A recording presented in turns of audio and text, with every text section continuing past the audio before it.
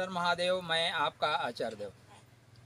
आज इस वीडियो में बात करेंगे साल का जो अभी ग्रहण लगने वाला है, सूर्य ग्रहण के बाद चंद्र ग्रहण। ठीक है, ग्रहण एक्चुअली एक खगोलीय घटना है, लेकिन इसका व्यापक असर हमारे जनमानस पर पड़ता है, हमारे व्यक्तित्व पर पड़ता है।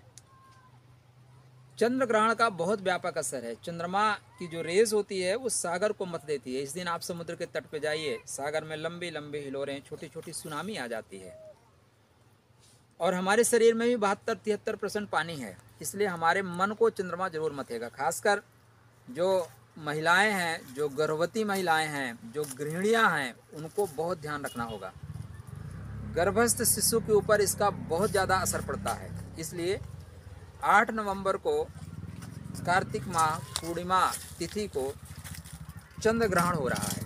अब खगोल में देखें तो सूर्य और चंद्र के बीच जब पृथ्वी आ जाती है तो इसको बोलते हैं चंद्र ग्रहण।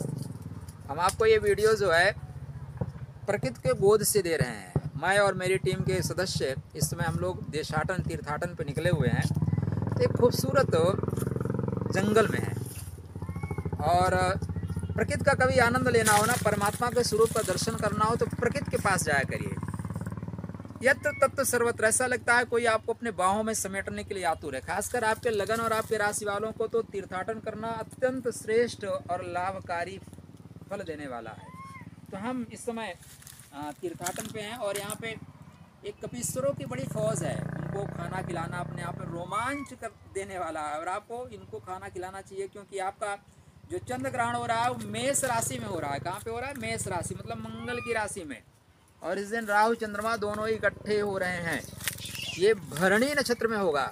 भरणी मतलब भरण पोषण करने के नक्षत्र में, शुक्र के नक्षत्र में चंद्र ग्रहण की स्थिति बन रही है। तो 8 तारीख को 5:32 से लेके 7:27 PM, मतलब सायंकाल यह खगोलीय घटना जो घट रही है, सब लोग हमारे भारत का छोटा सा रहा है। अब देखिए 9 घंटे से लेके 12 घंटे पहले तक सूतक मान लिया जाता है। इसलिए आप मान के चलिए कि 9:20 9:21 AM आपका सूतक लागू हो जाएगा।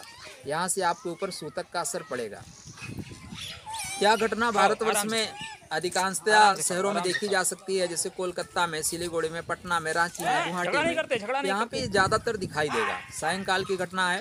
तो चंद्र ग्रहण में आपको क्या क्या करना है? पहली चीज तो देखिए, ग्रहण एक पर्व है। ग्रहण क्या है? एक पर्व है जिसका लाभ आपको उठाना चाहिए।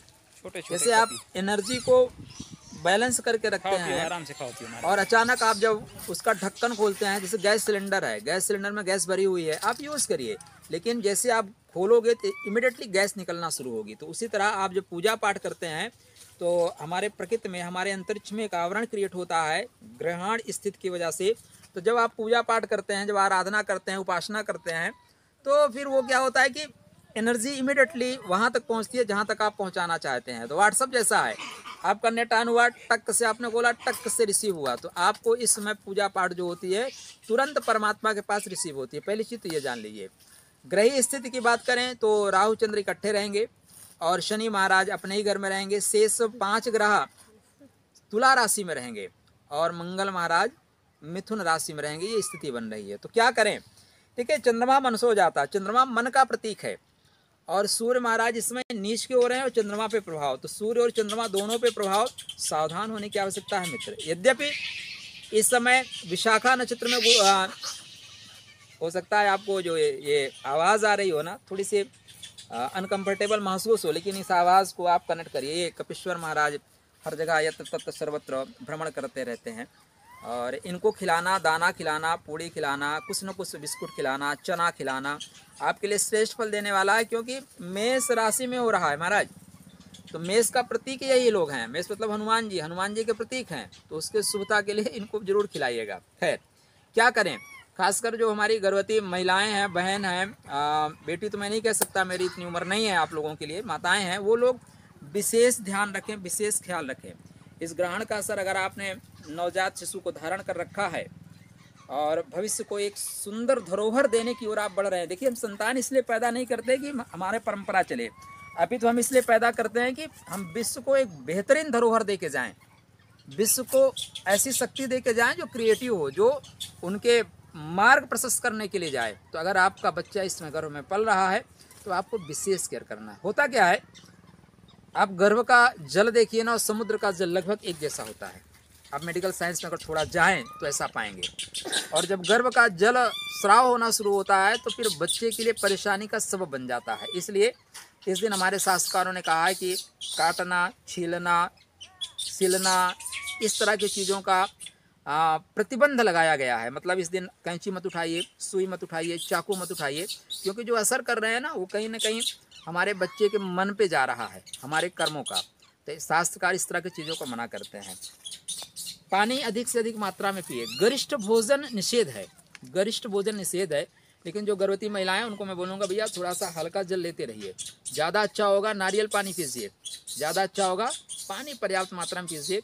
अगर आपको, क्योंकि सूर्य भी इस समय नीच के होकर चल रहे हैं, 5 ग्रह द्वादश भाव में चल रहे हैं, द्वादश मतलब तुला राशि में चल रहे हैं। अब ऐसी स्थिति में देखिए क्या होता है कि जब सूर्य भी प्रभाव में और चंद्रमा भी दुष्प्रभाव में, तब थोड़ा सा जागृत होने की आवश्यकता है। तो चंद्रमा के मंत्रों का जाप करें। एक नारियल पानी वाला अपने पास रखें, जल का कोई ना कोई पात्र अपने पास रखें, ठीक है ना। और ग्रहण से डरे नहीं। ग्रहण एक पर्व है, ग्रहण एक खगोलीय घटना है जो विशेष रूप से हमें गिफ्ट देने आती है। आप ऐसे समझ लीजिए जैसे नॉर्मल अदालत होती है, नॉर्मल अदालत में आप कोई भी याचिका दायर करते हो, सालों साल चलता है। एक अदालत होती है लोक अदालत। लोक अदालत में आप उसी दिन अप्लाई करिए और उसी दिन आपको लाभ मिलेगा, उसी दिन सुनवाई हो जाएगी। उसी तरह ग्रहण पर्व में किया हुआ प्रत्येक अनुष्ठान, प्रत्येक धार्मिक कर्म आपको उसी दिन लाभ देने वाला है। इसलिए अपने इष्ट मंत्रों का जाप करिए, गुरु मंत्रों का जाप करिए, अपने ग्रहों के मंत्रों का जाप करिए। कोई आप सिद्धि प्राप्त करना चाहते हो, सिद्धि प्राप्त करने वाले मंत्रों का जाप करिए, उसके पश्चात हवन करिए, लाभ ही लाभ मिलेगा, कोई शक नहीं है। तो इस ग्रहण पर्व को आप पर्व के रूप में मनाएं, डरे नहीं, इस ग्रहण पर्व को समझें, परमात्मा आपका कल्याण करेंगे। भाभी मेट सकें त्रिपुरारी। जब भी चंद्रमा पे ग्रहण होता है ना, चंद्रमा दुष्प्रभाव में जाते हैं, तो निश्चित रूप से परमात्मा के पास जाना चाहिए। हमने तो वही सोमनाथ की यात्रा प्लान कर रखी है, हो सकता है ग्रहण वाले दिन हम सोमनाथ पे ही हों। तो आइए आप भी कहीं पे भी आएँ, भगवान शिव यत्र तत्र सर्वत्र हैं, उन्हीं की तो माया है, उन्हीं की छाया में हम आप जी रहे हैं। तो उनकी छाया और उनकी माया में बने रहें। राहु आपको भ्रमित नहीं कर पाएगा। मन थोड़ा इस दिन आपका वीक हो सकता है, मन कमजोर हो सकता है, तो उसके लिए चंद्रमा के मंत्रों का जाप करना आपके लिए श्रेयस्कर होगा। चलिए परमात्मा आपका शुभ करें। ग्रहण का पर्व आपके लिए मंगल पर्व हो और इसको पर्व की भांति मनाइए। आप सबके लिए ढेर सारी मंगलमय शुभकामना। आपके लिए राधे राधे।